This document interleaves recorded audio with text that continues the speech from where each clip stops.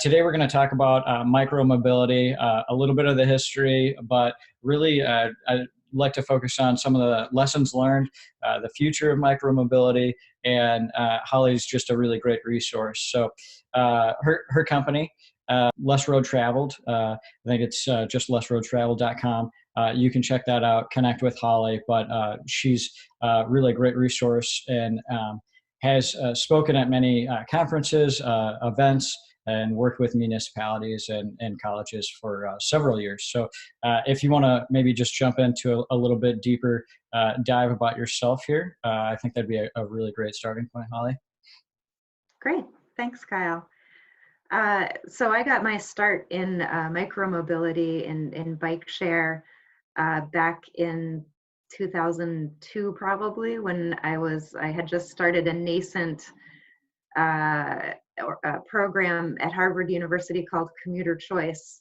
And there was, I had been thinking about how to get more people riding bikes at Harvard University since starting there. And this guy named Paul DeMeo came into my constellation of professionals because he had been working with the White Bike program in Copenhagen, I think as an intern over the summer.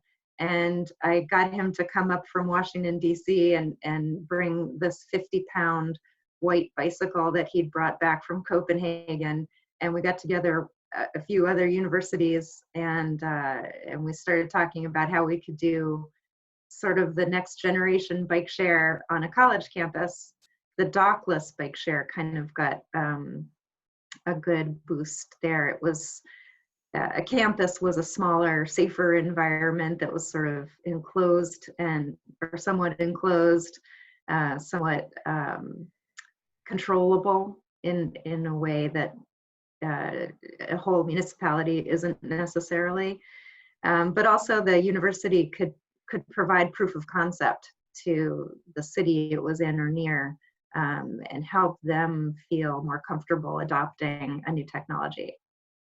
Yeah, you mentioned, some of the docking systems, and then maybe, a little bit later coming into play, some of the dockless programs, and now we're seeing a lot of new products in the market. So can you maybe speak to just kind of high level, and this is maybe just laying a foundation for maybe some of the lessons learned, feedback, recommendations later on, but talking about the landscape of, bringing in the dockless and change to, kind of new products within the industry.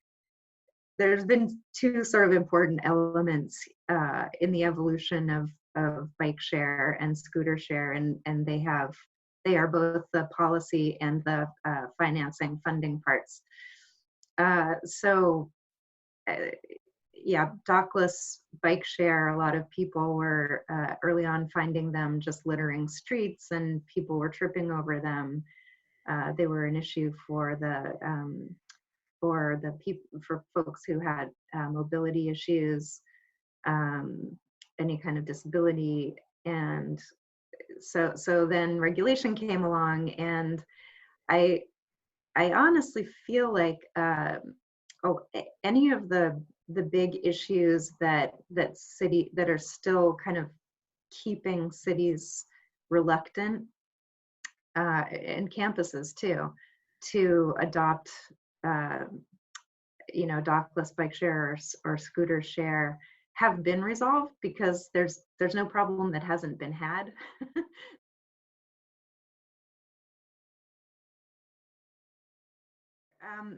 One thing is that the community that the dockless or the whatever bike share or scooter share system comes into really has to care about it. So, there really needs to be a champion at the decision-making level who is helping to usher it in.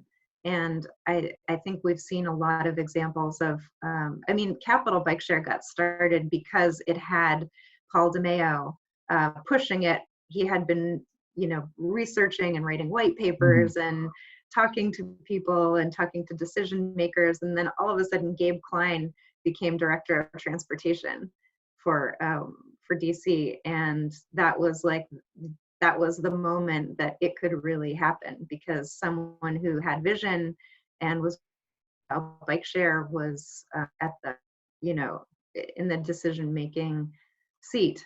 Um, so other communities that have had less participation or interest on the part of their governing bodies, I think they have faltered.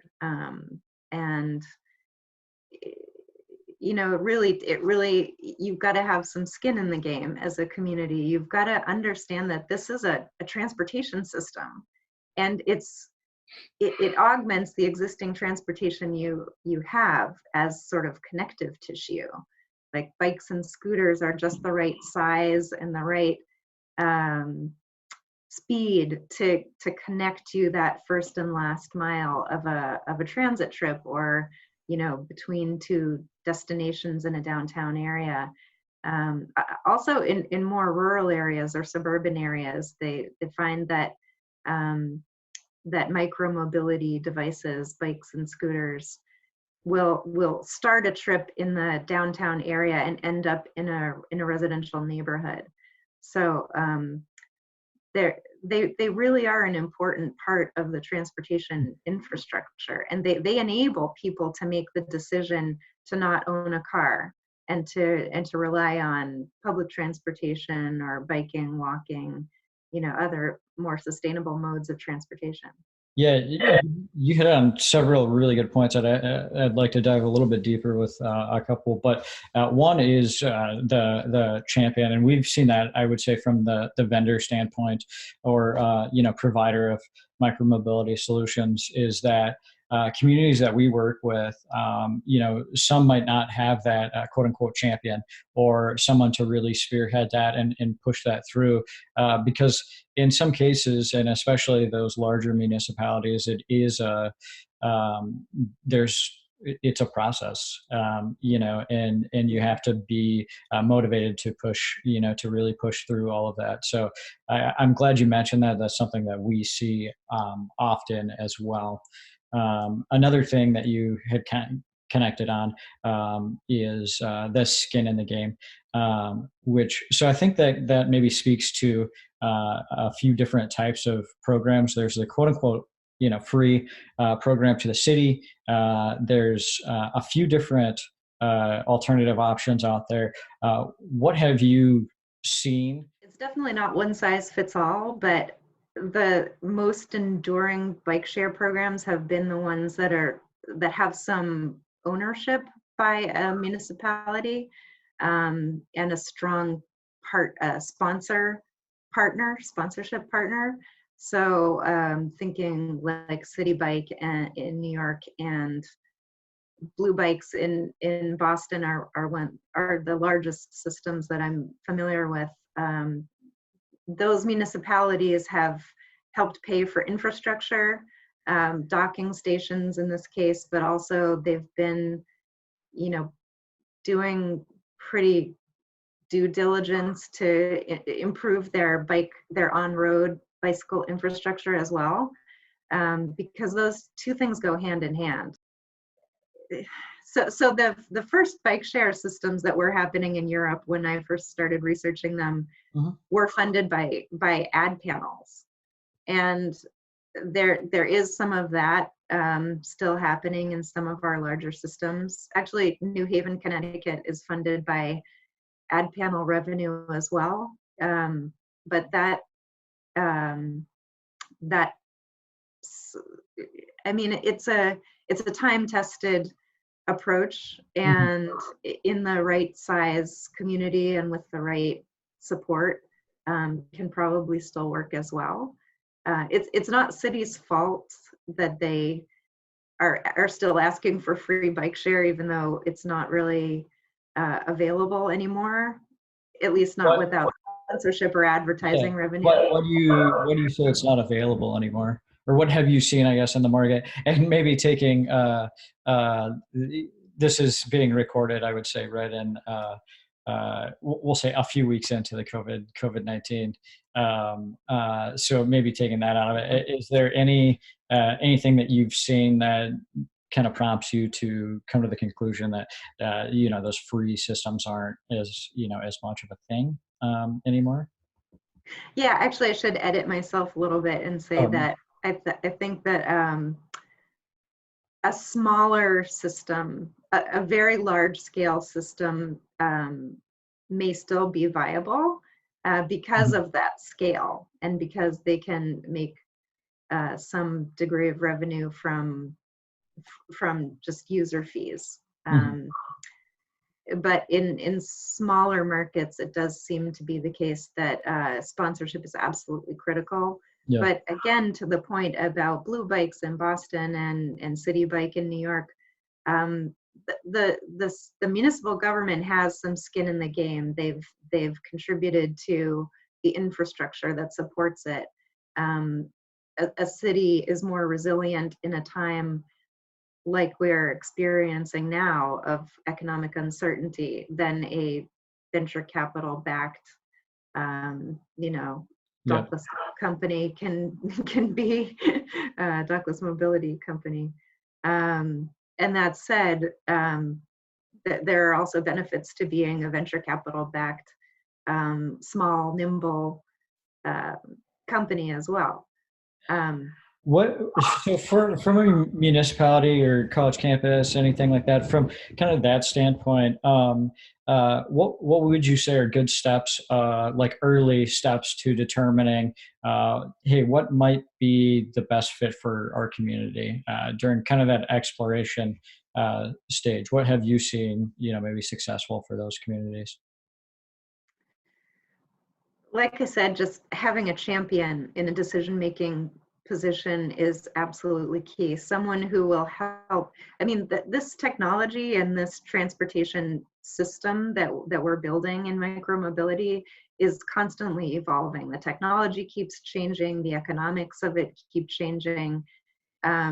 So you not only need a champion, but you need probably a champion who's patient and who understands that it is still um, it's still it's still evolving. And I think having a great relationship, the vendor having a great relationship with the municipality or the institution is critical, as things grow and change.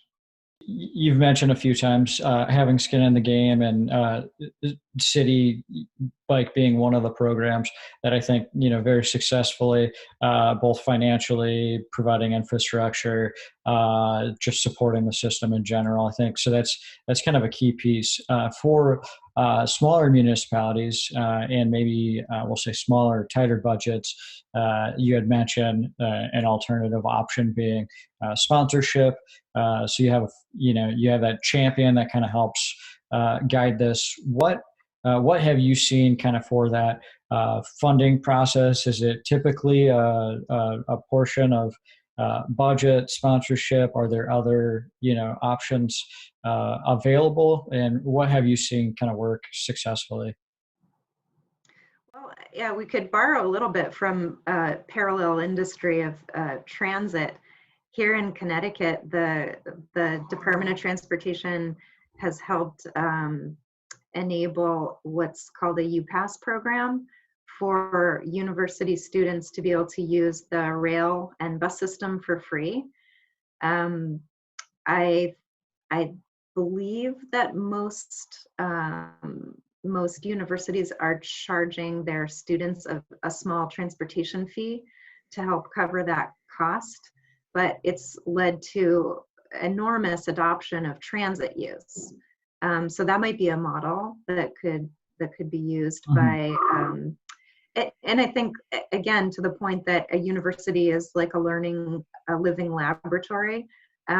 If you can get a university in a community to adopt micromobility, it makes it much less scary for the municipality to then adopt it once they see the proof of concept. Right. Um, Also, sponsorship. I haven't given up on sponsorship as a as a viable solution, although this is a terrible time to be asking for money because of the economic uncertainty we're experiencing. But on the other hand, it's we're going to bounce back eventually, and Mhm. people still need to have visibility for their businesses, and especially in sort of health and wellness, it's such a great fit to have sponsorship, to be the sponsor of a bike share system, because it's preventative health care. Have you seen a change, during the evolution of this, of a focus, and maybe where it's at today, where that landscape is of what municipalities are kind of looking for in terms of um, the goals for their programs, what they're trying to achieve? I would say it's pretty consistent that it's another transportation option. It's a more sustainable transportation option, and that's something that is and campuses value. Um, it's also, I mean, in the first few weeks of the COVID-19 epidemic, the pandemic, we saw huge, I think 67% increase was reported in city bike usage in New York. At the Mhm. same time, I think the same week, they noted an 87% decrease in transit use.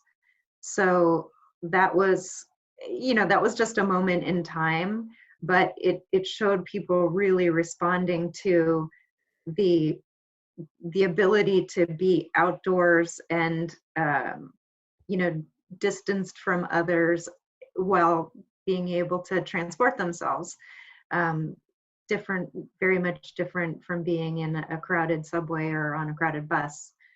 um, and I think in the future we're all going to be thinking more about that, and so this could actually be an important moment for micromobility.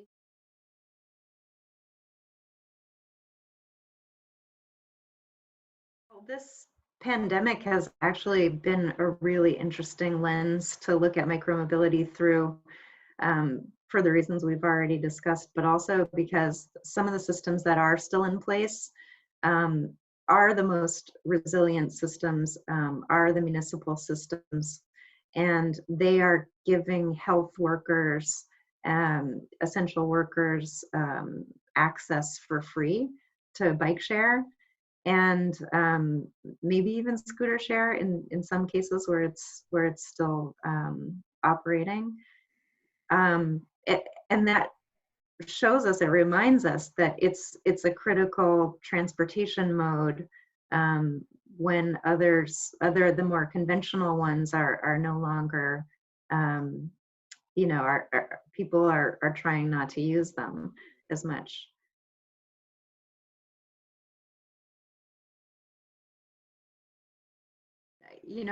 Find a vendor that you love working with, and have the right support from the highest levels in your community, to continue to support it, because it's still evolving technology, because it's still an evolving transportation system. We're still trying to figure out how to provide the right infrastructure to support it. um, it's really critical that there's a relationship between, it's always been called public-private partnership, Mhm. and those are really critically important. There has to be trust between the parties. We've seen on our side as well, and even from a vendor advice from a vendor perspective, that you're building a relationship with that community, and starting off on the right foot, continuing that relationship to provide a great service amenity for the community.